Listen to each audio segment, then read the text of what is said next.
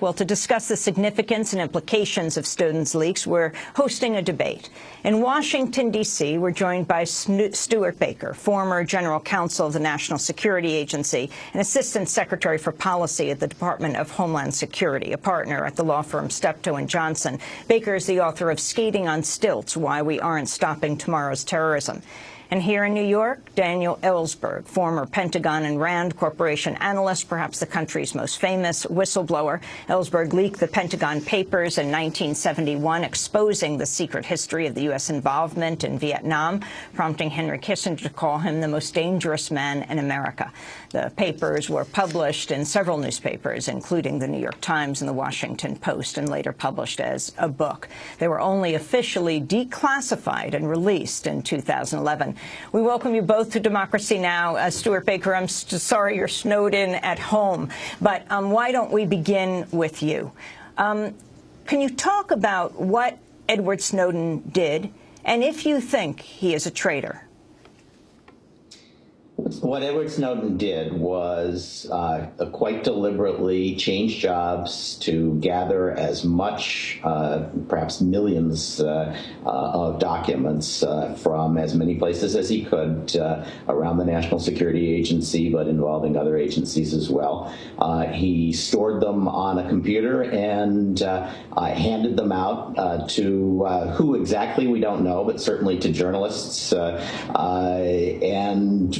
with controls that probably make it likely that sophisticated intelligence agencies have been able to get access to them, and allowed them to be disclosed at the journalist's discretion, more or less with some guidance from Snowden. The result of that has been a massive disclosure of classified intelligence gathering that has hurt our ability to catch terrorists, to keep an eye on Iranian and North Korean and Chinese and Russian operations, and has done great diplomatic damage as well. I think that, frankly, the way that those disclosures have occurred, it's hard to view that as anything other than the intended result of his gathering that information and disclosing it as he did. He certainly disclosed some information that sparked a debate in the United States. He did that in June. But he has continued to disclose documents for months thereafter, which have no obvious policy value in terms of a debate or a concern that the United States public should have, but which have done enormous damage. And so at a minimum, I think he is someone who has violated U.S. law, done great damage, and should go to jail for it.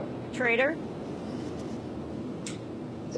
It remains to be seen. There have been people who've made the case, and in some cases fairly persuasively, that his leaks, and especially the most recent leaks, serve the interests of the country where he is located, and that either wittingly or because he was sort of tricked into it, he may have been serving Russia's interest. That would make him a traitor, but I think that's an unproven case. But what about his argument that given the extensive nature of the surveillance that was being conducted without the knowledge of the American people, that he had a moral responsibility to speak out and to at least spark this debate? Well, you can't, obviously, you cannot do intelligence gathering in the sunlight. You can't tell the American people everything you're doing in their name because the process of telling them also tells your targets, and it tells Hezbollah, it tells Al-Qaeda, it tells the North Koreans and the Iranians and the Russians and the Chinese exactly what you're doing. And you can't do that and continue to gather the intelligence. So there has to be a limit on what the public debates here.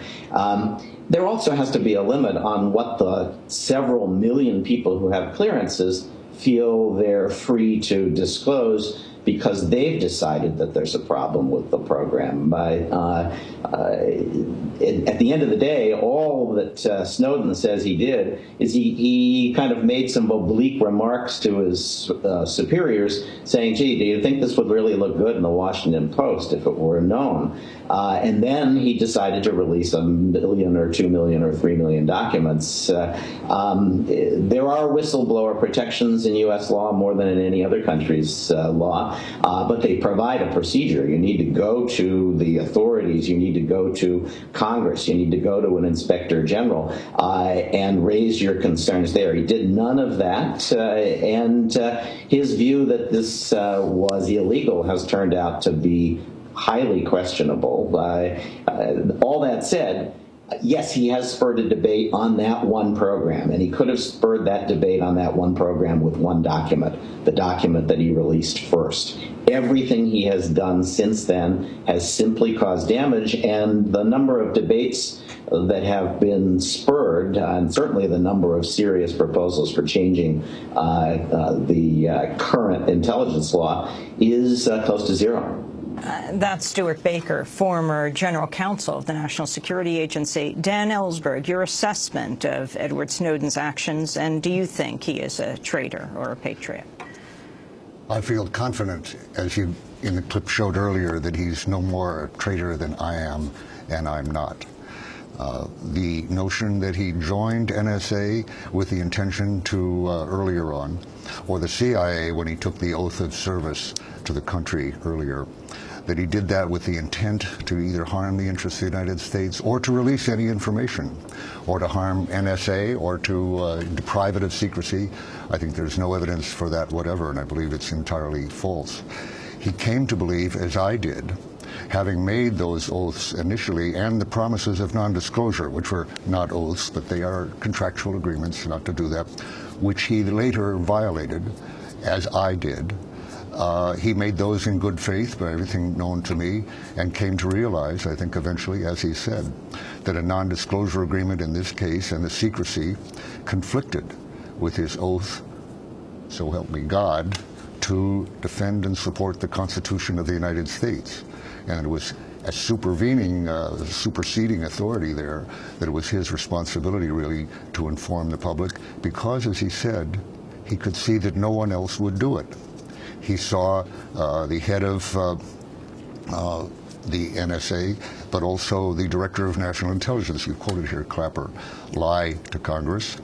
And actually, I think what he's mostly revealed, in particular, is not that Mr. Clapper was violating his oath in the sense of trying to deceive Congress. Clapper knew that the false statements he was making, that they were not collecting data on millions, any data on millions of Americans, were false, but he knew that Congress knew they were false, the people he was talking to, the dozen, even the man who'd asked the question, Senator Wyden. What we saw, what Snowden saw, and what we all saw, was that we couldn't rely on the so-called Oversight Committee of Congress to reveal, even when they knew that they were being lied to. And that's because they were bound by secrecy, NSA secrecy and their own rule. The secrecy system here, in other words, has totally corrupted the checks and balances on which our democracy depends. And I think I'm grateful to Snowden for having given us a constitutional crisis.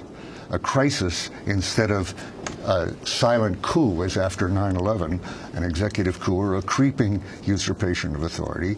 He's confronted us, he's revealed documents now that prove that the oversight process, both in the judiciary, in the FISC, the secret court, and the secret committees in Congress who keep their secrets from them, even when two of them, Wyden and Udall, felt that these were outrageous, were shocking, were probably unconstitutional, and yet did not feel that they could inform even their fellow colleagues or their staff of this. What Snowden has revealed, in other words, is a broken system of our Constitution, and he's given us the opportunity to get it back, to retrieve our civil liberties, but more than that, to retrieve the separation of powers here on which our democracy depends. But Daniel Ellsberg, what about Mr. Baker's remarks that he could have just released one document or two documents that would have been sufficient to spur the kind of debate that we have now? He talked about revealing on one program, but I like the way you put it, because what I was confronted with the Pentagon Papers 40 years ago, when I put out 4,000 pages to the newspapers and 3,000 other pages, top secret, to the Senate Foreign Relations Committee. There was no Intelligence Committee at that time, which I didn't give to the newspapers at that time.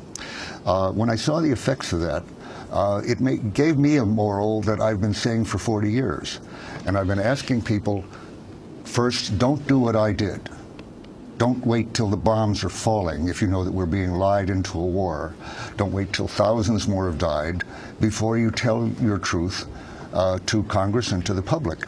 But I would also say, by now, don't tell it only to Congress. I gave it to Congress a year and a half before it came out. Senator Fulbright failed to bring the hearings that he promised me on the grounds that he himself would be deprived of secret information from the Defense Department thereafter. So he waited for me to do it. If I didn't do it, it wasn't going to happen. But the other thing I've been saying for years is, I want someone to put out enough documentation to make the case irrefutable. If you bring out one memo, 10 memos, you will hear, as we have heard when the first memos came out, oh, that was rescinded the next day, oh, that just reflected one agency, one opinion. No, the Pentagon Papers showed, but unfortunately they were only history. I didn't have current documents. If I had, I would have put those out instead of the history. But what they did show was that this was a pattern of decision-making that went over 4 different presidents and was being repeated today. That took hundreds and thousands of pages to reveal, and many of those pages didn't reveal anything of great significance. I wanted it to be very clear I hadn't censored them. I hadn't taken out the one good reason for that war. I said, here's the whole history, see if you can find a good reason for it. What Snowden did, which I admire very much, is to put out enough material to show an entire pattern of behavior, and not just on one program, on a number of programs, with the implication there are many more, and that Congress needs to look into this, but not in the way the intelligence committees have done. They've been thoroughly co-opted and corrupted by this process. There has to be a new congressional investigation with new people on it, and that has to be pressed by the public. It will not happen by Congress alone. We're talking to Dan Ellsberg and Stuart Baker. Dan Ellsberg, perhaps the most famous whistleblower in the United States, released the Pentagon Papers in 1971.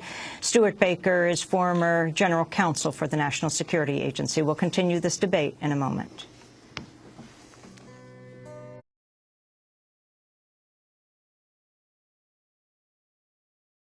This is Democracy Now!, democracynow.org, The War and Peace Report. I'm Amy Goodman with Juan Gonzalez. We're hosting a debate on Edward Snowden's spying in the national security state. In Washington, D.C., Snowden at home, we're joined by Stuart Baker, former general counsel of the National Security Agency and assistant secretary for policy at the Department of Homeland Security. His tenure spanned from Clinton to Bush. He's a partner at the law firm Steptoe Johnson. Baker is the author of Skating on Stilts, Why We Aren't Stopping Tomorrow's Terrorism here in New York. Dan Ellsberg, former Pentagon and RAND Corporation analyst who became the country's most famous whistleblower by leaking the Pentagon Papers in 1971. This was thousands and thousands of pages that exposed the secret history of the U.S. involvement in Vietnam, helping to end the Vietnam War. Stuart Baker, do you think that Dan Ellsberg was a traitor? No, but I think he is shockingly misrepresenting the facts and stating a proposition that has no place in a democracy. Mr. Ellsberg said, I had pointed out that Snowden changed jobs specifically to steal more documents. Dan Ellsberg says that's false. I don't know where he gets this. Snowden himself says he changed jobs from a contractor for Dell to a contractor at Booz Allen so that he could get more documents. And for Ellsberg to come on this program and simply look into the camera and say, that's false, call me a liar, when the record is clear, suggests that he is either not paying attention or he doesn't really care what the facts are. Well, let him respond to that point, and then you can make your next one. Let me give the benefit of the doubt to Mr. Baker that he really isn't listening to what I'm saying. When it comes to misrepresenting facts here, of course it's the case that Snowden has said openly that he went to Booz Allen in order to get why documents. Why did you call that false? I Pardon heard you me. say that's a false. You accused me of lying to this program. Stop talking so much and listen for a minute. You now admit the facts are as I said. As I said, when he first worked as a consultant for years to NSA, and when he joined the CIA earlier, it was with no intention of disclosing documents, and that the turning point came for him much later, after deciding that he had to sacrifice or risk. I heard you say that, and I accept that that's a storyline that is not implausible. It may be true, or it may be something that he's made up to. I'm agreeing with you that he joined Booz Allen. But I want to go back to you. You started that discussion by saying what Mr. Baker says is false, and then you told this different story. But why are you accusing me of lying when, in fact, what I said was true, not false? Actually, I haven't yet accused you of lying, Mr. Baker. You said my statement was false. No, I said that he did not join CIA or NSA or be a consultant for NSA with the intention of putting out documents. He later, will you lay off for a minute here and let me finish my sentence? Now. Yeah. I asked, can you play back what he said? I heard him say that the statement was false. Let me say right away the statement is correct, as I've known and have never meant to deny that he joined Booz Allen in order to get documents he couldn't have gotten otherwise, with the intent of putting them out. It was something, by the way, that I didn't do. In a way, I regret it, but I didn't go back to Washington to get more documents with the intention of putting them out. I went with the documents that I had authorized to have at the moment. Anyway, I agree with your point. I have not accused you of lying, but now let's move to the question of just how much you know about the damage that you've asserted several times that he caused. Before we do that, I'd like to address. Are you going to allow me to finish the sentence or not? You have plenty of time to explain that you didn't mean to say that the statement was false, even though you said it, that you meant something else. But your broader theory, if I understand it right, is all these documents should have been released because they allow for a broader story, and that you can't give it to Congress because they feel that there are certain programs. Okay, let's address that point. Let me address that point. Confidentiality of our intelligence methods. Yeah, let me. You can't give it to. You can't go higher in the chain because they might decide to protect national security rather than blow the whistle. And so every single person who works in the government or who has an ability to break into the government system gets to make the decision for themselves how many confidential, classified, and very important programs should be disclosed to the people that we are targeting. Let me go right to the point you're raising. Let's let Dan Ellsberg saying I don't have any faith in our democracy. Let's let Dan Ellsberg respond to that, Stuart Baker. Would you let me finish? No, let's let Dan Ellsberg respond to this point. No. Let you finish? Let you finish your filibuster? I'm sorry. We have a good amount of time here to have an extended discussion, so you will have time. Let me address the very important point of what else he could have done or should have done to reveal this. He learned, as I understand it, as he said, and I've been in touch with him, he learned from the example not only from me and from Chelsea Manning, by the way, but from the experience of 4 or 5 NSA senior officials, Kurt Wiebe, Ed Loomis, Tom Drake, and Bill Binney, who between them have 30 years average, 30 years, some of them have 28 and some have 32, experience with NSA at the highest levels.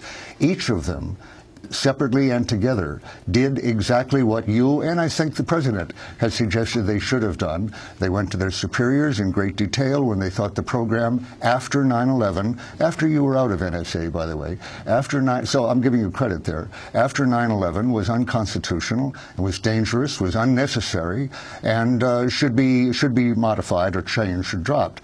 They got no response from that, and their recommendations were simply ignored. They went to the IG, the Inspector General. I believe some of them went to the Inspector General as well of the Defense Department. They went to staff of the congressional offices on a classified basis, to Diane Roark specifically, to complain about these and offer to testify, by the way. The result of their doing that was not only no change to programs that they knew were more protective of civil liberties and more effective at catching terrorists and could well have prevented 9/11 rather than the programs that were in effect. The effect of their doing that was to be suspected wrongly of having leaked all this information to the New York Times for the revelations for which it got the Pulitzer Prize. They hadn't. I would say they should have considered that. Anyway, what they had not done that. Instead, they followed all these channels. The result of that was early morning raids by the FBI on each of them in this suspicion that they might have been the leakers of this important information.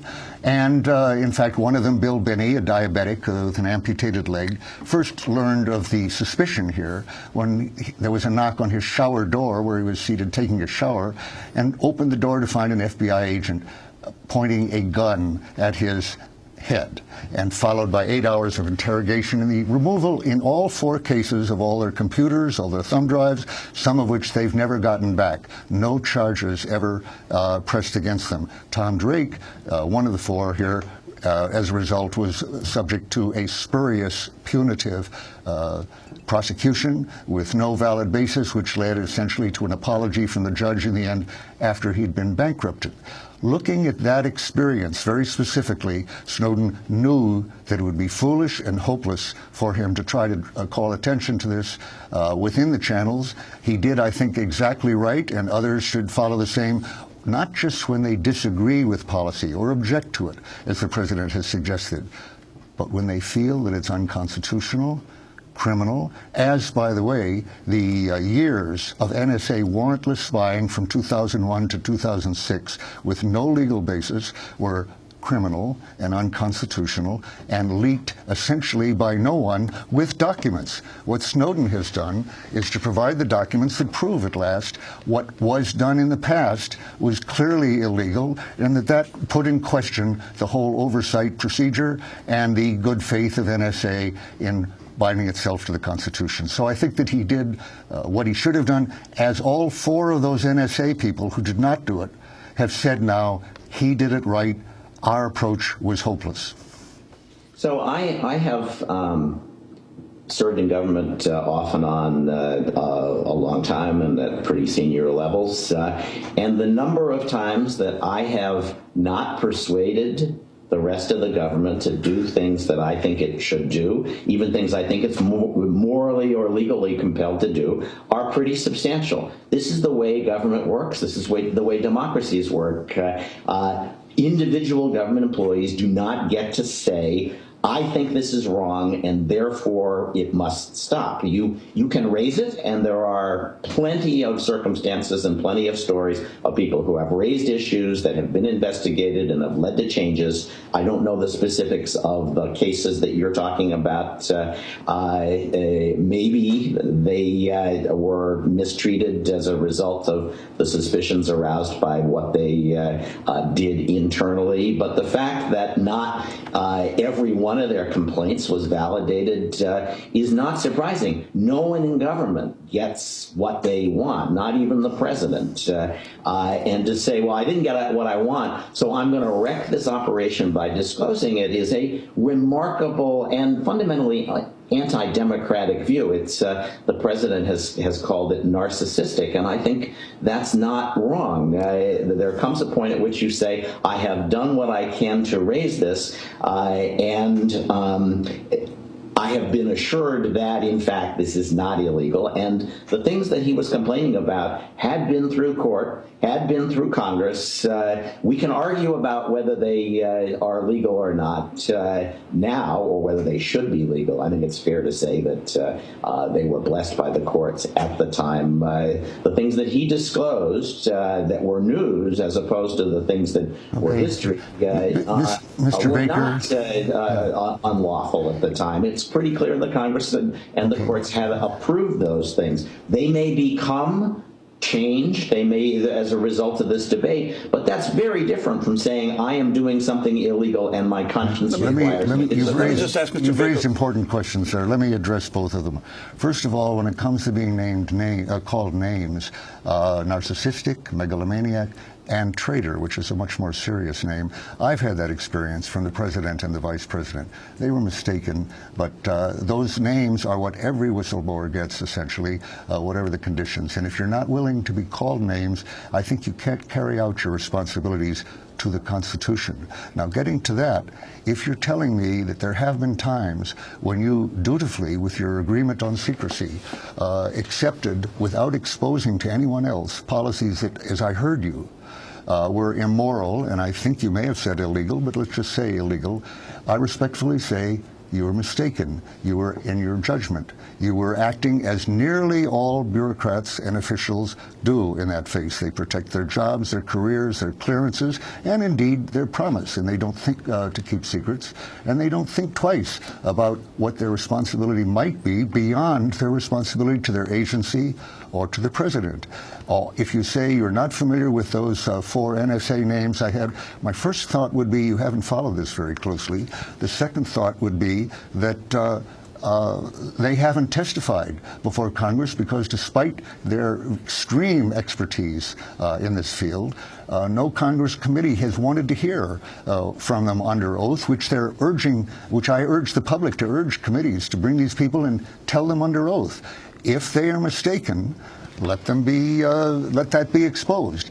But the fact is that they found that this was unconstitutional. And I think they now feel they didn't do all that they should have. And if you were in a similar position, then I have to say to you that like most people in that position, you didn't do everything you could, just as I didn't. Just as I didn't when I first had the documents in my hands. I didn't do everything I could because some of the things I could do would be profoundly damaging to the United States. And I said, I have done what I can inside the system to raise this issue, and it is going to be resolved. It's been resolved by people who have made calls that are different from mine, who are closer to the facts, who have more facts. Sometimes you have to make that decision because the alternative is to say no secret is safe as long as one person in government. I would never single you out. 1 second.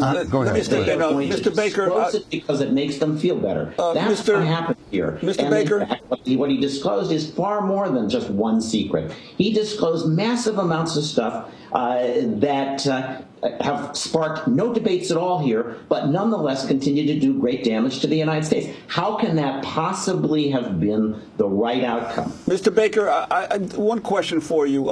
As a former NSA general counsel, I mean, you say that you did raise some concerns during your tenure. Well, what you have seen since that? Wait, let me finish my question, please. I'm not suggesting.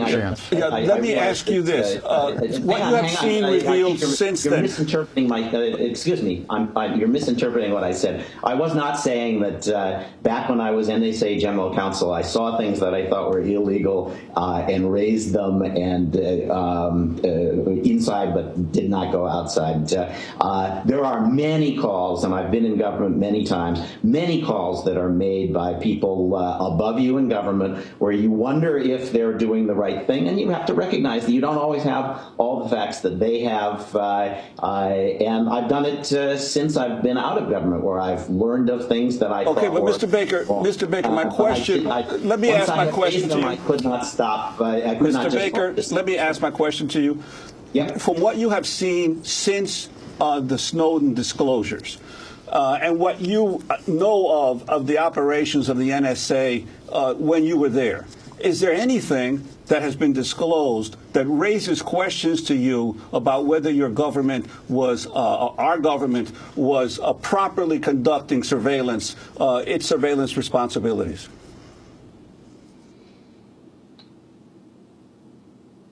At bottom, no. I think that the agency has an incredible commitment to following the law, a commitment that they've had since the 70s, the last set of reforms that were adopted. And they may have done things that, in retrospect, some courts would say were not proper, but they have almost always done those things with careful legal analysis and with the approval, where appropriate, of the courts. And so, people can disagree about whether the courts got it right or wrong, but I think NSA has acted in a fundamentally law-abiding way, and the institution that I knew and that I still see is committed to that, because they recognize that the powers they have are extraordinary and need to be used in democratically legitimate ways. They have worked very hard to do that, and Snowden just has blown those things without any regard for their efforts to stay within the law and their commitment to the law. We're going to break and come back to this discussion. Our guests are Stuart Baker, former NSA General Counsel, and Dan Ellsberg, former Pentagon and RAND Corporation analyst who leaked the Pentagon Papers in 1971, exposing the secret history of the U.S. involvement in Vietnam. He leaked those papers to, first, the New York Times. This is Democracy Now! We'll be back in a minute.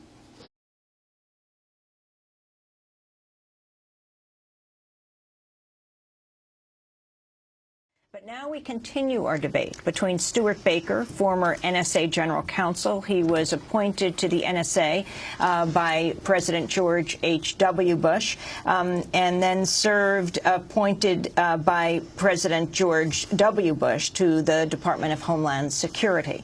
We're also joined by Daniel Ellsberg, former Pentagon and RAND Corporation analyst who leaked the Pentagon Papers in 1971, exposing the secret history of the U.S. involvement in Vietnam.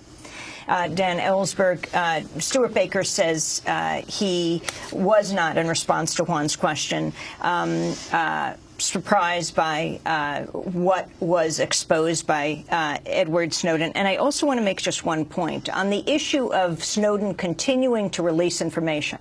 According to Edward Snowden, he gave the documents, we believe it's about 1.7 million documents, to the journalists, Glenn Greenwald and Laura Poitras. He says when he went to Russia, he didn't have the documents, and he is not the one who is continuing to release them. But the journalists who have access to them are one by one writing stories in various papers, delving into what is in these documents. Dan Ellsberg. Okay, a couple things there, Amy. First of all, the 1.7 million figure, which obviously is far more than he could possibly have looked at, let alone read, is a government statement. They don't know what he released to the journalists. Neither Mr.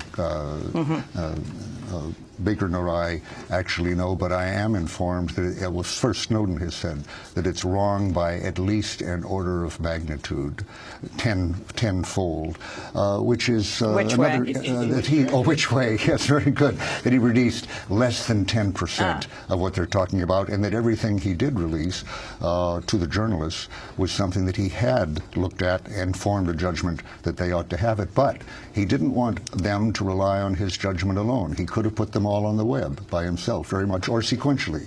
On the contrary, he said over and over, I am not releasing a single document, which he has not. He said every document should have the judgment of a staff of trained journalists to use their judgment on that. Second, in every case of every story that has appeared so far, and apparently Mr. Baker believes that there has been great damage from those already, for which the journalists would be also responsible, every story has been checked with NSA by both The Guardian and by The Washington Post. In every case, they have made objections. Not all of the objections have been followed by the newspapers, but in almost every case that they've printed, they have followed objections as to sources and methods that would actually damage the United States or our interests. As Snowden has said, he had access, he had knowledge of the clandestine whereabouts of NSA listening posts all over the world, had neither copied those nor given them to journalists, which he could have, because that would harm our intelligence apparatus, which he believes in and which I believe gave in. Of course there must be intelligence, and of course there must be secrecy about it. So he's made that judgment. I understand that Glenn Greenwald, for example, has demanded an agreement from every newspaper source to which he's given documents that they check their stories with NSA for sensitive material. Now, when Mr. Clapper, when Mr. Baker. Baker, Stuart Baker. When Mr. Baker says that over and over that there has been great damage here, I ask him, how does he know that? Based on what? Now, possibly he still is reading classified material as a consultant or somewhat, and maybe not. If not, I wonder what his basis is. My guess is he's accepting at face value the statements of Mr. Clapper or of others. Why would you do that? There's no basis for that. I have two questions. For Mr. Baker, actually, which are both susceptible of yes or no answers. They're very short, and I hope he will not filibuster. One, let me say one thing by background to give him credit, if I may. He was General Counsel of NSA in the 90s. Before 9/11, when, according to Kirk Wiebe and others, the NSA was observing what they called the first commandment.